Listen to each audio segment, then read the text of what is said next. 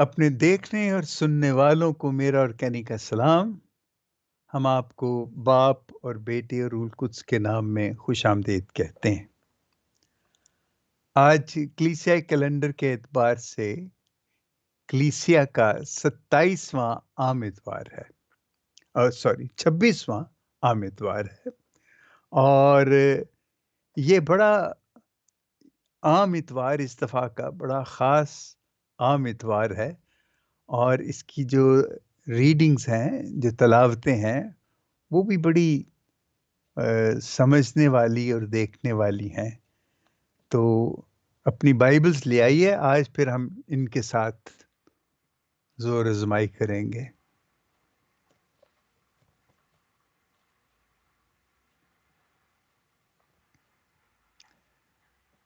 آج کی پہلی تلاوت ہے عدد یا گنتی کی کتاب،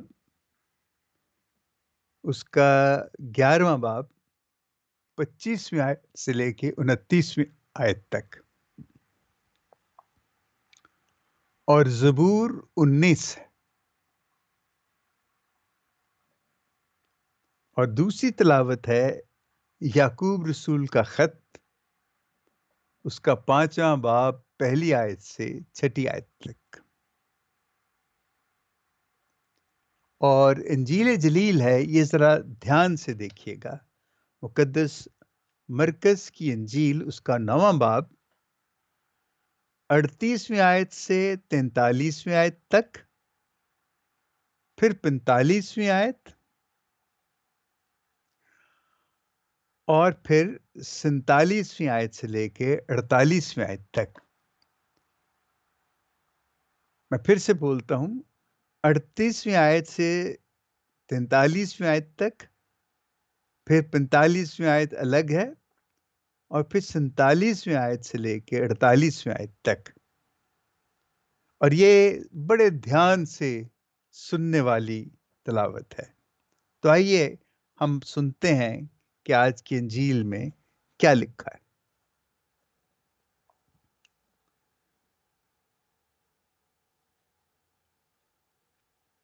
یوحنا نے اس سے کہا کہ اے استاد، ہم نے ایک کو تیرے نام سے بدروہوں کو نکالتے دیکھا، وہ ہمارا پیرو نہیں، اور ہم نے اسے منع کیا۔ تب یسوع نے کہا، اسے منع نہ کرو، کیونکہ ایسا کوئی نہیں جو میرے نام پر معجزے کرے اور جلد مجھے برا کہہ سکے، کیونکہ جو ہمارے خلاف نہیں وہ ہمارے طرف ہے۔ اس لیے جو کوئی میرے نام پر تمہیں ایک پیالہ پانی پینے کو دے، اس لحاظ سے کہ تم مسیح کے ہو، میں تم سے سچ کہتا ہوں کہ وہ اپنے اجر سے ہرگز محروم نہ رہے گا۔ اور جو کوئی ان چھوٹوں میں سے جو مجھ پر ایمان لاتے ہیں کسی کو ٹھوکر کھلائے، اس کے لیے بہتر ہے کہ خراس کا پاٹ اس کے گلے میں ڈالا جائے اور وہ سمندر میں پھینک دیا جائے۔ اگر تیرا ہاتھ تجھے ٹھوکر کھلائے تو اسے کاٹ ڈال۔ زندگی میں ٹنڈا داخل ہونا تیرے لیے اس سے بہتر ہے کہ 2 ہاتھ رکھ کر تو جہنم جائے، اس آگ میں جو بجھتی نہیں، جہاں ان کا کیڑا مرتا نہیں، آگ بجھتی نہیں۔ 45ویں آیت ہے، جہاں ان کا کیڑا مرتا نہیں اور آگ بجھتی نہیں، اور اگر تیری آنکھ تجھے ٹھوکر کھلائے تو اسے نکال ڈال۔ خدا کی بادشاہی میں کانا داخل ہونا تیرے لیے اس سے بہتر ہے کہ 2 آنکھیں رکھ کر تو آگ کے جہنم میں ڈالا جائے، جہاں ان کا کیڑا مرتا نہیں اور آگ بجھتی نہیں۔ کیونکہ ہر شخص آگ سے نمکین کیا جائے گا، اور ہر قربانی نمک سے نمکین کی جائے گی۔ نمک اچھی چیز ہے، لیکن اگر نمک بے مزہ ہو جائے تو اسے کس سے مزیدار کرو گے؟ اپنے میں نمک رکھو اور آپس میں میل ملاپ سے رہو۔ انجیل جلیل کے وسیلے سے ہماری خطائیں معاف کی جائیں۔ اے مسیح تیری ستائش ہو۔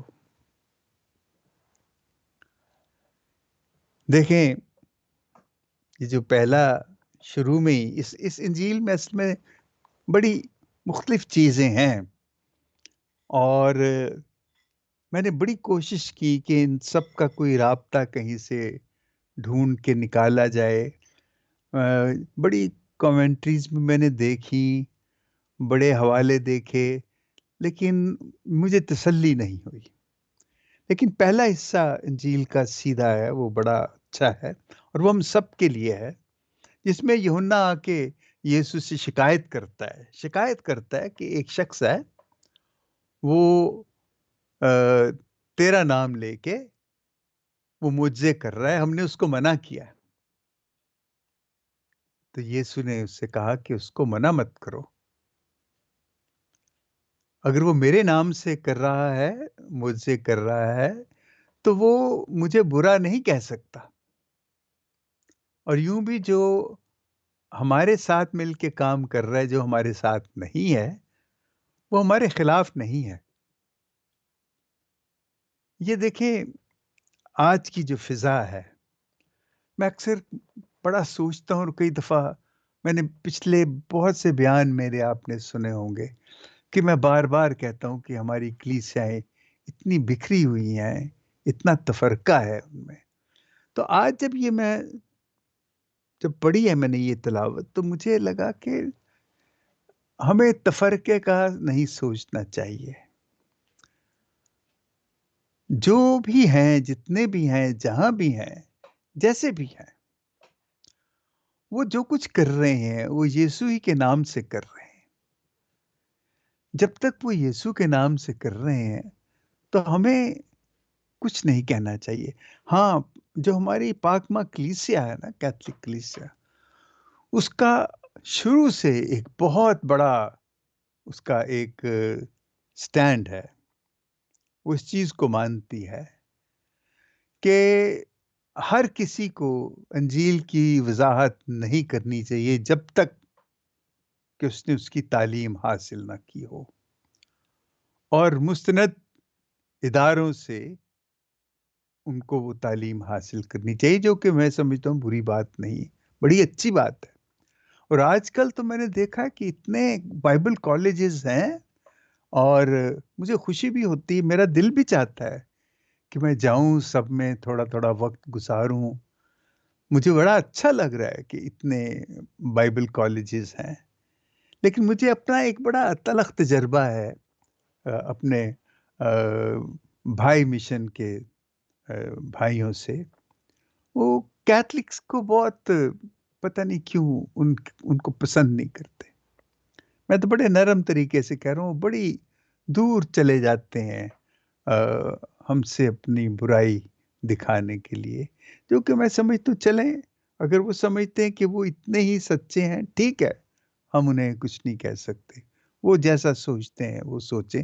لیکن اس سے یہ ہوتا ہے کہ جو سننے والے ہوتے ہیں نا، دوسرے تیسرے لوگ، وہ دیکھتے ہیں کہ پھر یہ ان کے تو اپنے اندر تفرقہ ہے۔ اس لیے میں تفرقہ نہیں دکھانا چاہیے۔ ہم جہاں جہاں بھی ہیں، جیسے جیسے بھی ہیں، جب ہم یسوع کے نام سے بڑائی کرتے ہیں، یسوع کی بڑائی کرتے ہیں، اس کے جلال کے لیے ہم کرتے ہیں، تو ہمیں ایک دوسرے کی مدد کرنی چاہیے۔ ایک دوسرے کا اگر مدد نہیں کر سکتے، اگر ہم دو الفاظ نہیں کہہ سکتے ان کے حق میں، تو ایک چیز ہم ضرور کریں کہ ان کا احترام کریں، ان کا احترام کریں، اور کبھی ان کے خلاف اپنے منہ سے کوئی الفاظ نہ نکالیں۔ اگر وہ نکالے بھی تو وہ اسے درگزر کریں، کیونکہ یہ جو احترام ہے نا، یہ جو رسپیکٹ ہے، میوچل نہ ہو، رسپیکٹ ہو، ہمیں رسپیکٹ کرنا ہے۔ اور یسوع یہی ان کو بتانا چاہتا ہے کہ اگر ابھی سے آپ جھگڑو گے تو تم کہاں پہنچو گے۔ یہ تو اس انجیل کا ایک حصہ تھا۔ دوسرا حصہ بڑا دلچسپ ہے۔ اس میں وہ کہتا ہے، اور جو کوئی ان چھوٹوں میں سے جو مجھ پر ایمان لاتے ہیں کسی کو ٹھوکر کھلائے، اس کے لیے بہتر ہے کہ خراش کا پاٹ اس کے گلے میں ڈالا جائے اور سمندر میں پھینکا جائے۔ اور اس طرح بڑی لمبی چوڑی وضاحت ہے اس کی۔ یہ ساری چیزیں سمجھنے کے لیے ہمیں ایک چیز بڑے دھیان سے سمجھنی چاہیے، اور وہ یہ ہے کہ جو مرکز کی انجیل ہے یہ ایک خاص انجیل ہے اور ایک خاص مقصد کے لیے لکھی گئی تھی. یہ یسوع کے آسمان پہ اٹھائے جانے کے تقریباً کوئی 25 سال 30 سال بعد یہ آلریڈی میدان میں آ گئی تھی. اور یہ مقدس پطرس کے زیادہ کہنے پہ انہوں نے مرکز کو کہا کہ وہ اس تاریخ کو لکھے اور یہ کرے، کیونکہ اس حوالے میں جو اب ہم پڑھتے ہیں، یہ جو یہاں جب اس کا دوسرا حصہ جب ہم پڑھتے ہیں تو وہ زبان ہے جو یسوع کی زبان نہیں ہے. وہ بڑی سخت زبان ہے کہ اس کو گلے میں خراش کا پاٹ ڈال کے اسے سمندر میں پھینک دیں، اگر ہاتھ اس کو غلط کرے اس کا ہاتھ کاٹ دیں، اس کا پاؤں اگر غلط اسے جگہ لے کے جاتا ہے تو اس کا پاؤں کاٹ دیں اور اس کی آنکھیں نکال دیں. یسوع تو محبت بن کے آیا اور خود اس نے اپنے آپ کو اتنی اذیتوں اور تکلیفوں میں سے گزارا. وہ کیا کہے گا؟ یہ اصل میں اس کو سمجھنے کے لیے جیسے میں نے کہا کہ وہ زمانہ تھا جب یہ لکھی گئی ہے کہ وہ مسیحوں پہ سخت عذاب کا زمانہ تھا. یہ رومنز جو تھے انہوں نے حد کر دی تھی. تو یہ جو ٹھوکر کھلانے والی بات ہے نا، دیکھیں ان کا خوف تو تھا، رومیوں کا خوف تو تھا، اور جو مسیح کھڑے ہوتے تھے تو جو دوسرے مسیحی ہوتے تھے وہ ان کو یقیناً کہتے ہوں گے نہیں رہنے دے، چھپ جاؤ. ان کو وہ یہ ٹھوکر یہ تھی کہ ان کو اس قربانی کو جو ہم آخری حصے میں جب ہم پڑھتے ہیں نا کہ ہر قربانی نمک سے نمکین کی جائے گی، یہ جو قربانی تھی اس سے ان کو دور ہٹاتے. یہ وہ لوگ ان کے لیے کہا گیا ہے. لیکن یسوع نے ایسے نہیں، اور یہ یسوع نے کہا بھی نہیں میں نہیں مانتا، بے شک مجھے آپ جو مرضی کہیں، میں نہیں مانتا کہ یسوع نے یہ بات. مرکز کی انجیل کے بارے میں یہ کہا جاتا ہے کہ یہ بڑی سیدھی انجیل ہے، اس میں کوئی لگی لپٹی نہیں ہے، کوئی اس میں کہانی نہیں ہے، سیدھی سیدھی باتیں ہیں. اور بعض جو بڑے بڑے علماء ہیں، علم الہیات کے جو عالم ہیں، وہ کہتے ہیں کہ یہ ایک نیکڈ گاسپل ہے اور اس میں بڑی سیدھی باتیں. یہ جو انجیل ہے اس سے مجھے بالکل یقین ہوتا ہے کہ واقعی یہ جو بات اس وقت ہے، یہ یسوع کبھی ایسے نہیں کہے گا کہ اس کے ٹانگ کاٹ دی جائے، پاؤں کاٹ دے، ہاتھ کاٹ دیا جائے، اور اگر اس کی آنکھیں اس کی آنکھیں نکال دی، اندھا کر دیا جائے، کانا کر دیا جائے. نہیں، ایسے نہیں ہے. یہ جو باتیں کہی گئی ہیں یہ مرکز ہی نے لکھی ہیں، لیکن افسوس یہ ہے کہ مجھے لگتا ہے کہ اس نے یسوع کے حوالے سے، کیونکہ وہ خود تو یسوع کے پاس نہیں تھا جب اس نے وہ تو بعد میں جو کچھ اس کے پاس آیا وہ سارا پطرس کے حوالے سے، دیگر شاگردوں کے حوالے سے اسے ملا. اور اس قسم کا ڈائلاگ جو ہے اتنا، یہ ڈائلاگ یسوع ایسے کہے گا، میں بڑا ڈرتا ہوں کہ یسوع ایسے کیسے کہہ سکتا ہے. وہ تو خود اپنی جان دینے کے لیے آیا، اور اس نے تو کہا کہ جو اپنی جان کھوئے گا، جو اپنی جان بچائے گا وہ کھوئے گا، اور جو کھوئے گا وہ ہمیشہ کی زندگی پائے گا.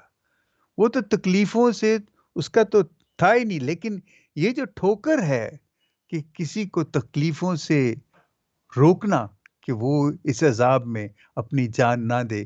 کیونکہ اگر آپ روم میں جائیں آج بھی تو وہاں پہ وہ جو ان کا وہ کولوسیم ہے اس کو آپ دیکھیں تو لگتا ہے وہاں سے آوازیں آتی ہیں، وہاں سے ایسا سناٹا آپ کو سنائی دیتا ہے کہ جب وہ مسیحوں کو وہاں جانوروں کے آگے ڈالتے، بھوکے شیروں کے آگے ڈالتے تھے، ان کو ذبح کر دیتے تھے اور ان کو زندہ آگ میں جلا دیتے تھے. یہ وہ ساری چیزیں ہیں، اور ان سب چیزوں کو دیکھتے ہوئے مسیحی رہنا، مسیحت پہ قائم رہنا، اپنے آپ کو مسیحی کہنا، یہ ہے اصل میں یہ جو ان کی قربانی ہے نا، یہ نمکین قربانی ہے.